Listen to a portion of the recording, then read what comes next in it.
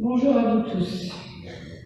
Mesdames, Messieurs, je tiens avant tout à vous demander, s'il vous plaît, de vous lever et d'observer une minute de silence pour rendre hommage à toutes les victimes attentats du terrorisme en France et ailleurs.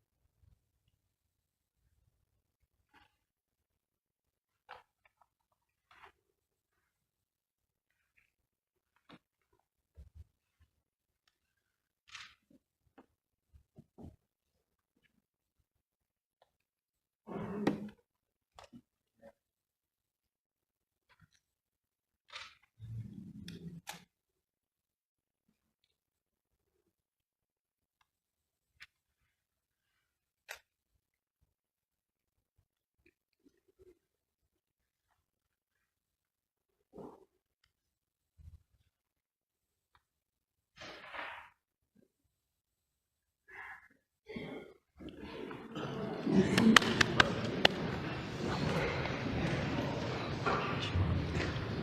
Mon engagement n'est pas facile. Je suis menacée, harcelée, insultée. J'ai perdu mon travail. Juste pour avoir dit que nous avons besoin davantage d'écoles et de cinéma dans les quartiers que de mosquées, à chaque coin des rues.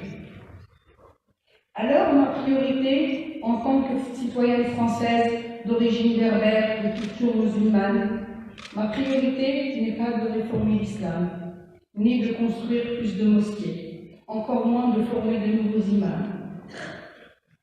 Ma priorité, selon mon expérience, mon vécu et mes témoignages, c'est davantage de centres culturels, d'écoles, d'universités, de bibliothèques, de théâtre, de cinéma. Ma priorité, c'est aussi de former plus de professionnels de terrain et de faire sentir aux jeunes qui font partie d'un pays libre culturellement, riche et démocratique. Un pays, la France, où les femmes sont libres de choisir leur mari, libres de sortir, libres de travailler, libres de voyager, de prendre un café en terrasse, toutes seules, sans que personne ne les empêche. Ma priorité, c'est de faire respecter les lois de la République partout en France. Je vous donne quelques exemples de ce qui se passe à peine 15 km d'ici, en France.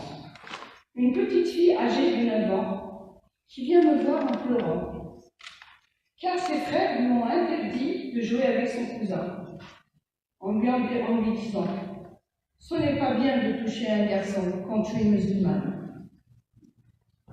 Tout ça se passe chez nous en France. Ce qui se passe dans un service municipal, ici en France, une personne s'est faite menacer par son collègue pour avoir pris un café durant le mois du Ramadan, en lui disant « C'est à cause de toi qu'il n'y a pas assez de convertis en France ». De plus en plus, certaines mairies organisent des activités selon le calendrier musulman. Je pense aussi à une famille moderne qui a quitté l'Algérie pour éviter que ses enfants se radicalisent. Et finalement, leurs enfants se sont radicalisés ici, chez nous, en France. Une femme de culture musulmane m'a contactée pour sa fille mineure qui avait fait un mariage religieux sans sa présence, avec un salafiste, 15 ans son aîné. La mère est allée voir la famille qui organisait le mariage. Elle lui a répondu « Madame, vous n'êtes pas une bonne musulmane. Soyez heureuse que votre fille épouse un musulman.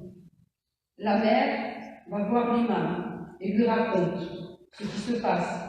L'imam lui répond, dites merci à Allah, votre fille a trouvé le chemin du paradis, ici, chez nous, en France.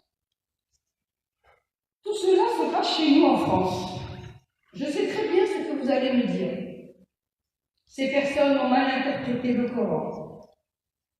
Mais bien pour eux, c'est tout à fait le contraire. Et ça démontre une grande problématique.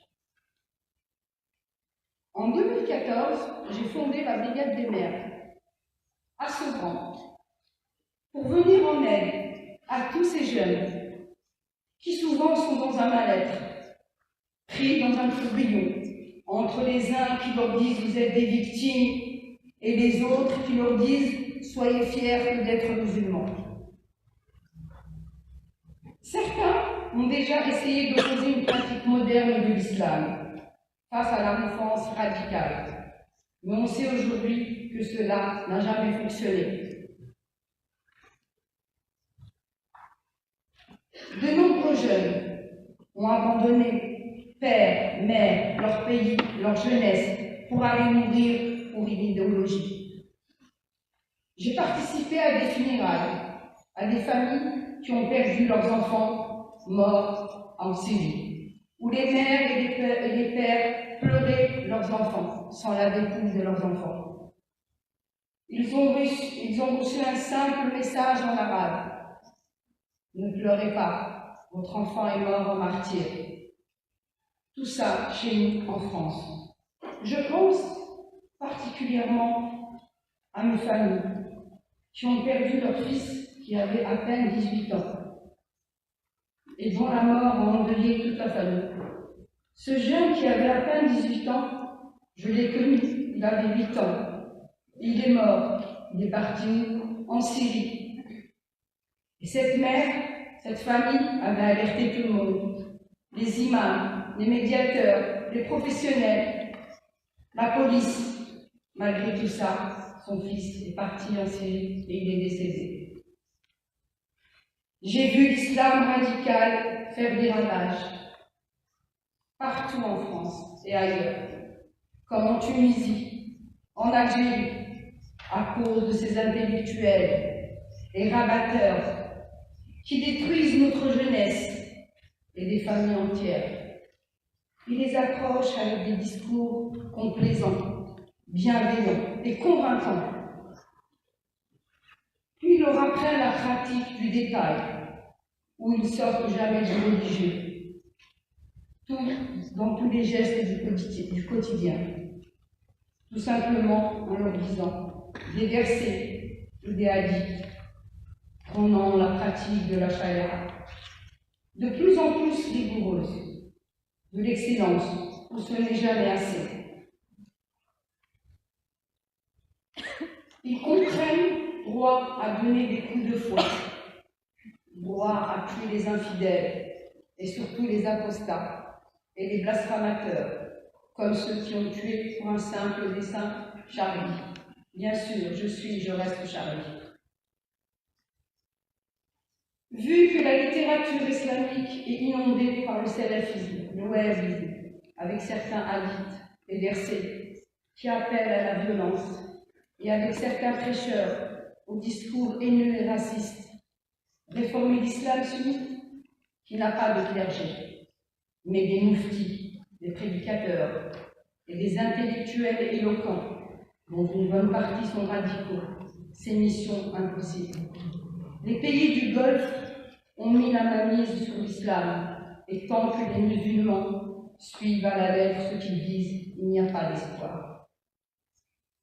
Comment pouvons-nous aujourd'hui parler de réformer l'islam quand la jeune Katia, à 17 ans, a été égorgée en Algérie pour avoir refusé de porter le foulard et bien d'autres? Ou plus récemment, quand une jeune femme pakistanaise a été condamnée à mort pour avoir bu dans un puits. Ou quand un blogueur est condamné à 1000 coups de fouet, où il attend encore de recevoir le reste de sa peine s'il lui survit. Que dire du statut de la femme, mineure à vie?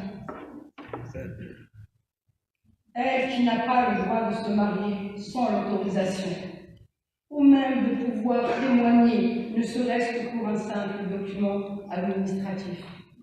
Écouter et obéir. Sama'na wa ta'a. Vous voulez réformer l'islam? Ce n'est pas l'islam qu'il faut réformer, car le texte est sacré pour de nombreux musulmans, au point où même le fait de lire le Coran traduit relève pour beaucoup de l'hérésie. Réformer, c'est impossible, et vous le savez très bien. Il faudrait rééduquer les hommes et les femmes au respect de l'autre, car aucune pratique intégriste ne peut se faire sans empiéter sur le respect et le respect de la liberté des autres. Mera, Kouachi et les autres étaient des musulmans convaincus, quand bien d'autres que leur pratique était la meilleure, car puisée dans leurs études coraniques. Alors, j'aimerais vous dire aujourd'hui d'aller voir ces familles qui pleurent leurs enfants à peine sortis du berceau. Ceux qui pleurent leur père, leur mère, leurs frères, leurs sœurs, leurs conjoints, leurs amis assassinés par des terroristes au nom de cette idéologie meurtrière. Car oui, les idées tuent. De cette idéologie, nos prisons en sont remplies, mais aussi nos villes, nos villages, nos institutions, idéologie propagée par les grands frères et les soi-disant sages, que certains élus et d'autres ont installés et maintenus par intérêt électoral et financier. Alors je vous demande à vous tous de ne plus nous donner de faux espoirs et d'avoir le courage de revenir à la réalité. Messieurs, avez-vous pensé de réformer dans des pays musulmans, en Algérie, en Tunisie? Avez-vous parlé de réformer l'islam dans ces pays musulmans? Non, je ne pense pas. Et avez-vous parlé à des radicaux qui pensent que les terroristes sont des héros? Et avez-vous parlé aux parents des enfants assassinés à Toulouse et d'autres familles de victimes? Nous avons par le passé déjà donné des tribunes à des personnes qui nous promettaient un islam moderne et pacifique. Et vous savez tous qu'entre nous, la situation a empiré. Ce n'est pas l'islam qui a besoin de place ou d'être compris, mais les valeurs humanistes, liberté, égalité, fraternité. Merci. Bravo!